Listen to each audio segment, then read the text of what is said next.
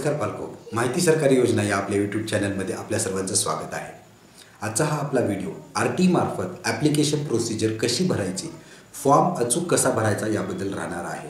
मी तुम्हाला लवकरच आपल्या स्क्रीनवरती घेऊन जाणार आहे। त्यामध्ये स्टेप बाय स्टेप नोंदणी करण्यापासून तो फॉर्म कसा अचूक भरायचा, सेव्ह कसा करायचा, काय काय चुका होऊ शकतात याची पूर्ण माहिती तुम्हाला ह्या व्हिडिओमध्ये देण्याचा प्रयत्न करणार आहे। त्यामुळं व्हिडिओला शेवटपर्यंत पहा आणि चुका होऊ देऊ नका। तुम्ही कुठेही घरी बसून फॉर्म भरत असाल तरी हरकत नाही, परंतु स्टेप बाय स्टेप तुम्ही सबमिट करण्याच्या अगोदर किती चुका झाल्या असतील तरी त्या तुम्हाला दुरुस्त करता येतात। पण एकदा जर का तुम्ही फॉर्म सबमिट केला तर तुम्हाला ते दुरुस्ती करता येणार नाही। त्यामुळं काळजी घ्या, व्हिडिओ पूर्णपर्यंत पहा। काही शंका असतील तर खाली माझा डिस्क्रिप्शन बॉक्समध्ये मोबाईल नंबर आहे, तुम्ही मला कॉल करून विचारू शकता। चला तर मग पाहूया की ऑनलाईन प्रक्रियेसाठी फॉर्म कसा भरायचा। आर.टी. मार्फत ऑनलाईन प्रक्रिया अर्ज कसा करायचा। ऑनलाईनवरती अर्ज करण्यासाठी तुम्हाला आर.टीच्या वेबसाईटवरती जायला लागेल। त्या दोन प्रकारच्या वेबसाईट आहेत, दोन्हीपैकी कुठल्याही एका URLवरती तुम्ही व्हिजिट करू शकता। ज्यावेळेस तुम्ही student.maharashtra ह्या वेबसाईटवरती व्हिजिट करता तर अशा प्रकारचा युजर इंटरफेस तुम्हाला दिसून येईल, ज्यामध्ये इथं ऑनलाईन ॲप्लिकेशन या टॅबवरती तुम्हाला क्लिक करायचं आहे। ते टॅबवरती क्लिक केल्यानंतर तुम्ही या होम पेजवरती याल। होम पेजवरती राईट हँड साईडला नवीन नोंदणी, ज्याही वेळेस नवीन नोंदणी सुरू होईल, जी तारीख दिली जाईल त्या तारखेच्या अंतर्गतच तुम्हाला हा टॅब दिसेल राईट हँड साईडला। तिथं तुम्हाला न्यू रजिस्ट्रेशन लिंकवरती क्लिक करायचं आहे। ते क्लिक केल्यानंतरच तुम्हाला तुमच्या पाल्याची माहिती भरण्यासाठी या गोष्टी उपलब्ध असतील। आता माहिती भरताना तुम्हाला सर्वप्रथम त्याचं सरनेम आणि त्याचं नाव आणि मग वडिलांचं नाव भरायचं आहे। मग ह्याची स्पेलिंग ही तुम्ही आधारवरती मॅच न करता जन्माचा दाखला जो काही आहे त्या जन्माच्या दाखल्याप्रमाणे हे स्पेलिंग आलं पाहिजे, याची काळजी घ्या। त्यानंतर चाइल्डचं जे डेट ऑफ बर्थ आहे ते जन्माच्या दाखल्याप्रमाणे पाहिजे। वडिलांचं नाव भरताना वडिलांच्या आधारवरती जी काही स्पेलिंग आहे ती न टाकता जन्माच्या दाखल्यावरती जी आहे ती टाकायची आहे। त्यानंतर तुम्हाला तुमचा जिल्हा निवडायचा आहे। जिल्हा निवडल्यानंतर तुम्ही मोबाईल नंबर व ईमेल ID टाकून कॅप्चा टाकून त्याच्यानंतर तुम्ही रजिस्टर्ड या बटनावरती क्लिक करायचं आहे। रजिस्टर्ड केल्यानंतर मोबाईलवरती अशा प्रकारे एक मेसेज येईल, ज्यामध्ये त्यांचं युजर ID आणि फर्स्ट टाईम जे काही वन टाईम पासवर्ड असतो तो तुम्हाला मोबाईलवरती प्राप्त होईल। तो युजर नेम आणि पासवर्ड घेऊन तुम्हाला या न्यू रजिस्ट्रेशन तो पासवर्ड दोन ठिकाणी येईल, तुम्हाला मोबाईलमध्ये पण दिसेल आणि असंच पेजवरती पण तुम्हाला तुमचं रजिस्ट्रेशन नंबर आणि पासवर्ड दिसून येणार आहे। तो पासवर्ड युजर नेम तुम्हाला कॉपी करायचा आहे आणि ॲप्लिकेशन नंबर त्या ठिकाणी टाकायचा आहे। तसंच पासवर्ड कॉपी करून तुम्ही टाकू शकता किंवा तुम्ही हाताने टाकू शकता। कॅप्चा कोड करून तुम्ही एक लॉग इन करून घ्यायचं आहे। लॉग इन केल्या तुम्हाला परत चेंज पासवर्डचा ऑप्शन येणार आहे। त्यामध्येही तुम्हाला जुना पासवर्ड तो जो काही SMS द्वारे आलेला आहे तो टाकायचा आणि नवीन पासवर्ड तुम्हाला जो हवा आहे तो टाकायचा आहे। टाकताना पासवर्डची लेंथ कमीत कमी 8 अक्षरी कॅरेक्टरची पाहिजे। त्यामध्ये एक कॅपिटल पाहिजे, त्याच्यानंतर एक नंबर पाहिजे आणि एक स्पेशल कॅरेक्टर पाहिजे, याची काळजी घ्या। आणि तुमचा पासवर्ड तुम्हालाच माहिती असेल अशा प्रकारचा हा पासवर्ड तुम्ही द्या। त्याच्यानंतर हे पासवर्ड वगैरे टाकल्यानंतर सबमिट बटनवर क्लिक करायचं आहे आणि मग तुम्ही त्यानंतर नवीन पासवर्ड जो तुम्ही तयार केलेला आहे तो पासवर्ड टाकून तुम्हाला लॉग इन करायचा आहे। लॉग इन केल्यानंतर तुम्हाला माहिती भरण्यासाठी भरपूर काही गोष्टी आहेत, बरीच काही माहिती ही फिल होऊनच येणार आहे आणि काही माहिती तुम्हाला स्वतः भरायची आहे। जसं की विद्यार्थ्याचं सरनेम, नाव आणि वडिलाचं नाव हे पूर्वीच भरलेलं असेल। त्यानंतर तुम्हाला आईचं नाव हे पूर्ण भरायचं आहे। आईचं नाव जन्माच्या दाखल्यावर जसं आहे तसं भरायचं आहे। मराठीमध्ये लिहिण्यासाठी तुम्ही गुगल इनपुट टूलचा वापर करू शकता किंवा मराठी संगती ही ऑनलाईन ट्रान्सलेटर आहे, त्यामध्येही तुम्ही नाव टाकून इथं कॉपी करून पेस्ट करू शकता। मराठीमध्ये जे काही जसंही नाव आहे जन्माच्या दाखल्यावर त्याप्रमाणे तुम्हाला टाकायचं आहे।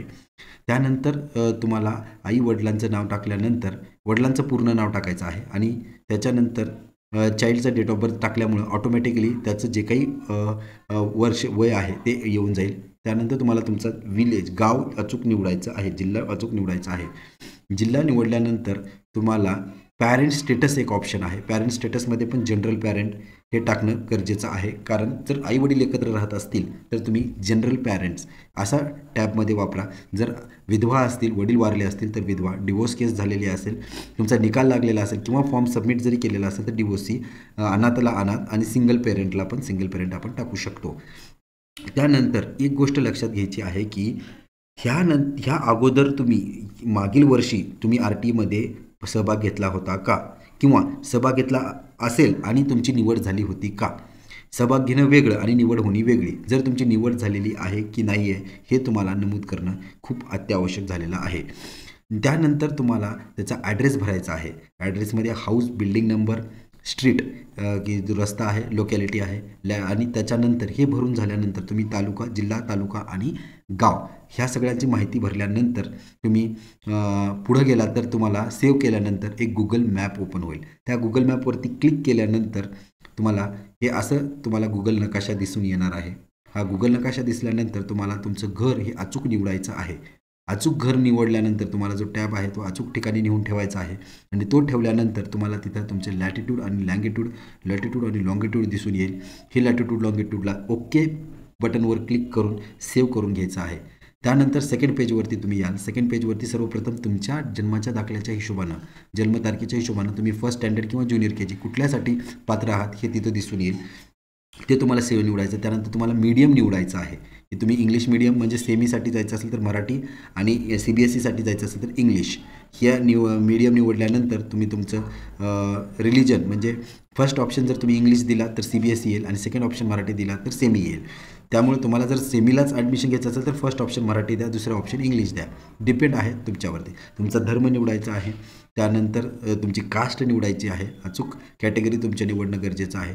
ते सगळं झाल्यानंतर चाइल्ड स्पेशल डिसॅबिलिटी की अपंगत्व आहे का याची माहिती आपल्याला भरायची. HIV इन्फेक्टेड आहे का ते भरायचं आहे. चाइल्डचा आधार कार्ड नंबर असल्यास आधार कार्ड नंबर, वडिलांचं उत्पन्न लागू असल्यास जनरल कॅटेगरी असेल तर उत्पन्न कितीचं आहे ते टाकायचं आहे. मोबाईल नंबर टाकायचा आहे आणि शिवाय त्यासोबतच तुमच्याकडं आत्तासोबतच तुमच्याकडं कुठली डॉक्युमेंट्स उपलब्ध आहेत कागदपत्र, जसं की पत्त्याचा पुरावा आहे, उत्पन्न आहे का नाही, बर्थ सर्टिफिकेट आहे का नाही, हे सगळं तुम्हाला योग्य त्या असेल तर यस, नसेल तर नाही म्हणून सेव्ह करून घ्यायचं आहे. हे सेव्ह केल्यानंतर तुम्हाला दिसून येईल की यामध्ये थोडी माहिती अशी आहे की जर तुम्ही अपंगत्वाचं जर तुम्हाला येस म्हटलात तर त्याच्यामध्ये काय काय लिहायचं आहे. अपंगत्वाचं जर येस म्हटलात तर तुम्हाला अपंग कशामुळं आहे म्हणजे कुठली डिझीज आहे, तुमचं जे काय अपंगाचं सर्टिफिकेट असेल त्याच्यावरती जे अपंगाचं जे कारण आहे ते कारण आणि हे कारण तुमचं मॅच झालं पाहिजे. किती टक्के अपंगत्व आहे तेही तुम्हाला इथं लिहिणं गरजेचं आहे. त्यानंतर ह्या सगळ्या माहिती दिल्यानंतर ओके बटनवरती क्लिक करायचं आहे. आता पाहूया आपण स्कूल सिलेक्शन्स. तुमच्या पत्त्याच्या हिशोबानं तुम्हाला शाळा दिसून येतील 1 किलोमीटरच्या अंतरावरती किती आहेत आणि मग तुम्हाला समजा तुम्ही जी काही शाळा तुम्हाला हवी आहे त्या शाळेवरती तुम्हाला क्लिक करायचं आहे आणि ॲड करायचं आहे. क्लिक करून ॲड केल्यानंतर परत तुम्हाला सेव्ह बटनवरती क्लिक करून पुढं जायचं आहे 1 किलोमीटरच्या आत आणि त्याच्यानंतर पुढच्या आहे 1 ते 3 किलोमीटरच्या आत. स्कूल सिलेक्टेड लिस्ट जी आहे सेव्ह सक्सेसफुली झाल्यानंतर शाळेचा पत्ता व इतर माहिती दिलेली असते. त्याच्यावरून आपल्याला वॅकन्सीज समजतात, किती किलोमीटर डिस्टन्स आहे, एरियल डिस्टन्स किती आहे ते आपल्याला समजतं. त्याच्यानंतर स्कूल जी काही दिलेली स्कूल आहे तिची खात्री करूनच आपल्याला पुढे समरीमध्ये आपल्याला परत एकदा पूर्ण फॉर्म वाचून घ्यायचा आहे की त्यामध्ये काय काय दिलेलं आहे याची माहिती पूर्ण द्यायची आहे आणि त्याला एकदा समरी बटनवरती क्लिक करून परत तुम्ही खाली सत्यप्रत म्हणजे तुम्ही ही दिलेली माहिती तुम्हाला मान्य आहे आणि हे तुम्ही पाहिलेलं आहे या बॉक्सला क्लिक करायचं आहे आणि त्याच्यानंतर पुढं ॲप्लिकेशन इज कन्फर्म आणि you cannot make any changes म्हणजे तुमचा अर्जाला एक अर्ज क्रमांक पडतो आणि त्याच्यानंतर तुम्ही ह्याच्यामध्ये काही बदल करू शकत नाही. कन्फर्म आणि सबमिट ॲप्लिकेशनवरती क्लिक केल्यानंतर ॲप्लिकेशन नंबर येतो. तो तुम्हाला ॲप्लिकेशन नंबर म्हणजेच त्याची प्रिंट तुम्हाला काढायची आहे.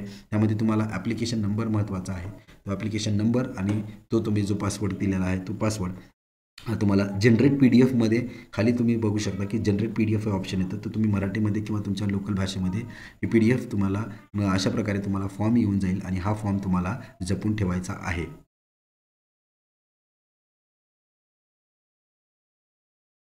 तर मित्रहो, ही होती माहिती ऑनलाईन फॉर्म कशी भरायची.